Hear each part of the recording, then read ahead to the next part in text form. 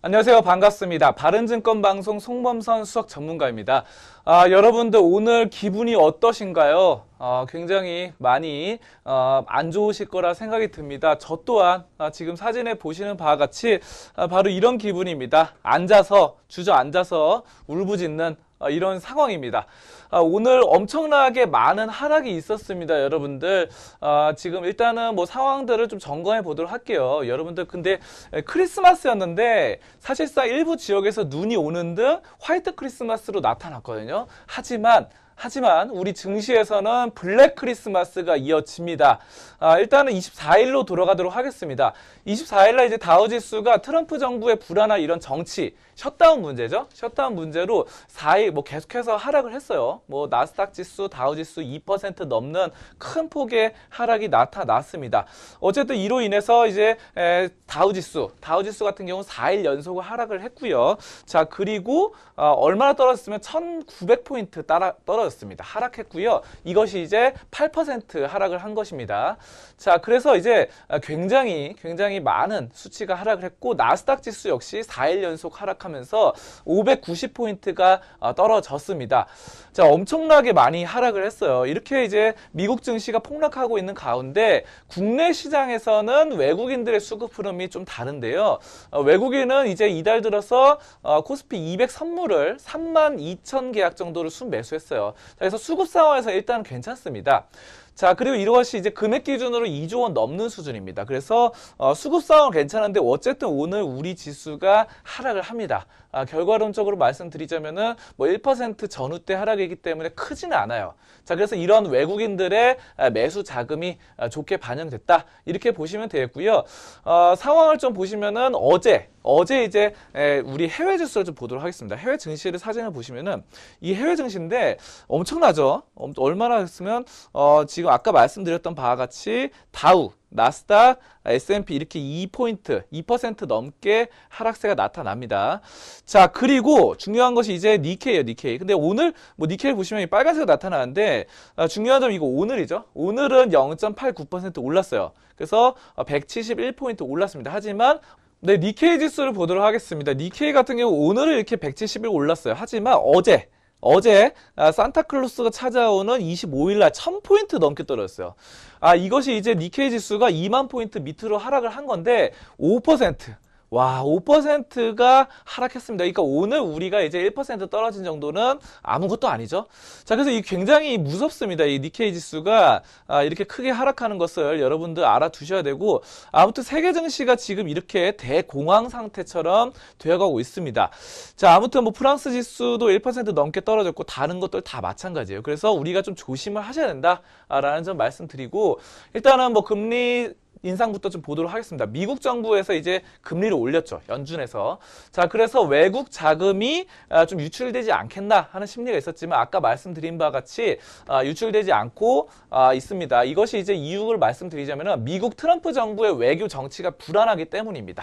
왜냐하면은 미국으로 우리나라에서 돈을 빼서 미국으로 가져가느니 해외 증시인 걔네 입장에서 해외죠. 한국에 넣어놓는 게 낫겠다라는 역발상 투자가 나타나는 거고요. 자, 그리고 전 세계적으로 지금 리스크를 좀 살펴보시면은 전쟁 리스크가 있어요. 전쟁 리스크 뭐냐?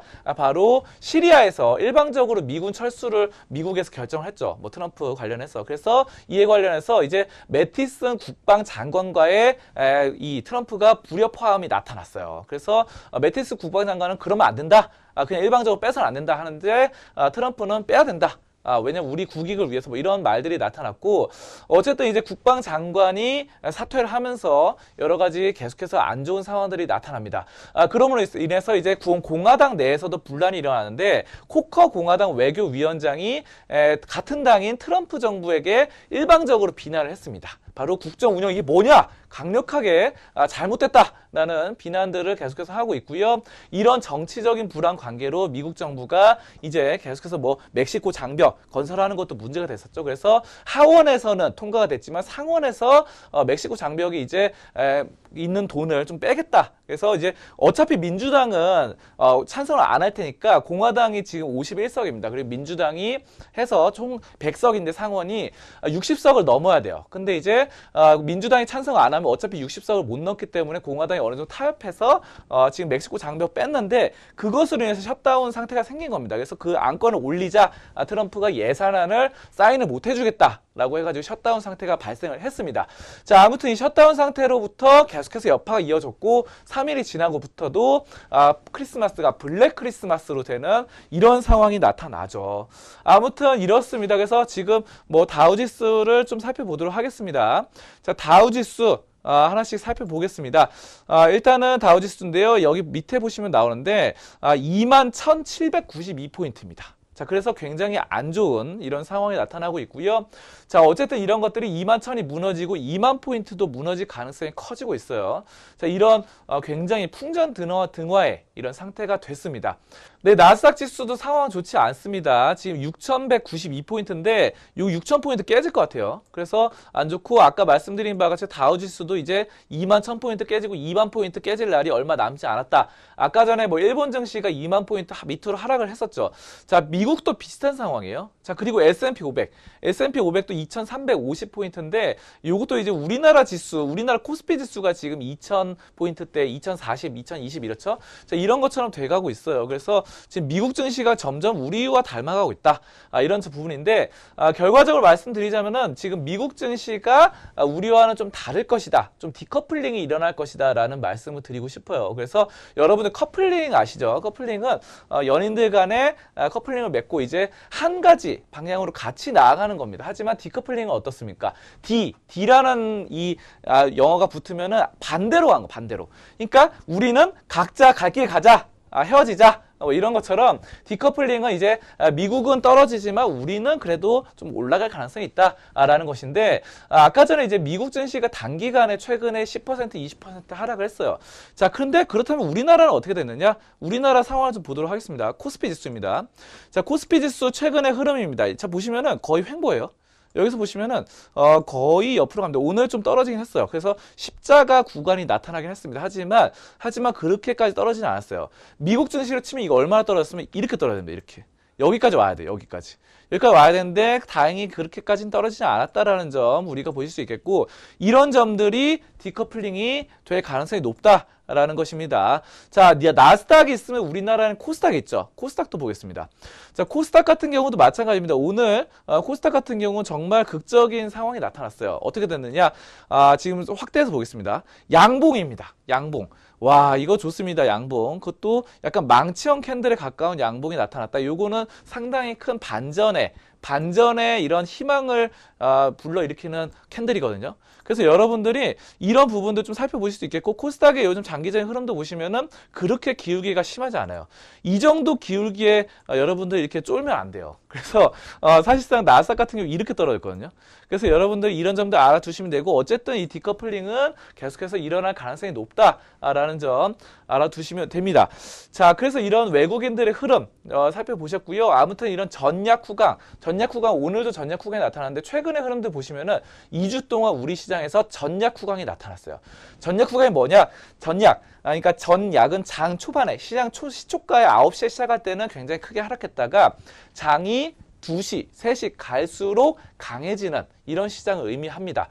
자, 이런 것들 외국인 자금이 꾸준하게 들어왔다는 것도 보실 수 있고 이런 것들 계속해서 우리가 나타났습니다.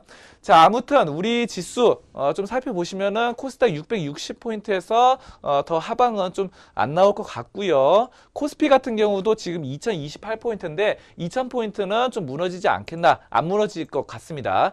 자, 그리고 중요한 코스닥 스몰 지수입니다. 저는 코스닥 스몰 지수 굉장히 좀 중요하게 생각하는데 코스닥 종목이 굉장히 많잖아요, 여러분들. 1200개, 1300개가 넘어요. 그 중에서도 지금 사실상 코스닥 상위권, 이게 시가총액 가중 방식이 시가총액 큰 상위권 20개, 30개가 많이 코스닥을 좌우하기 때문에 얘네들 빼버리고 코스닥 중에서도 중소형주만 나타낸 게 코스닥 스몰 지수입니다. 그래서 결국은 여러분들이 1300, 1200개 중에서 밑에 하위권 800개를 보자. 하위권 800개가 결국은 우리 개미 투자자들이 이런 거 많이 하거든요. 개미 투자자들 코스닥 중에서도 상위권보다는 하위권 많이 합니다. 자, 그래서 이거 중요한데 코스닥 스모 지수는 오늘 2% 떨어졌어요. 자, 그래서 오늘 뭐 상당히 수급이나 투자 심리는 안 좋았습니다. 하지만 코스닥 스모 지수 역시 최근의 흐름들 보면은 10월 이후, 11월 이후로 그렇게까지 이때가 이제 10월 30일이에요. 10월 30일보다는 올라가 있는 상태입니다. 그렇기 때문에 여러분들 너무 겁먹지 말자라는 측면 말씀을 드립니다. 자, 그러면 거시적인 시황 상황을 좀 다시 한번 걸고 넘어가자면은 남북관계 어떻죠? 앞으로 이제 1월에 북미 정상회담이 있을 것입니다. 이런 것도 호재 있을 거고 지금 트럼프도 굉장히 좀 좋게 보고 있습니다.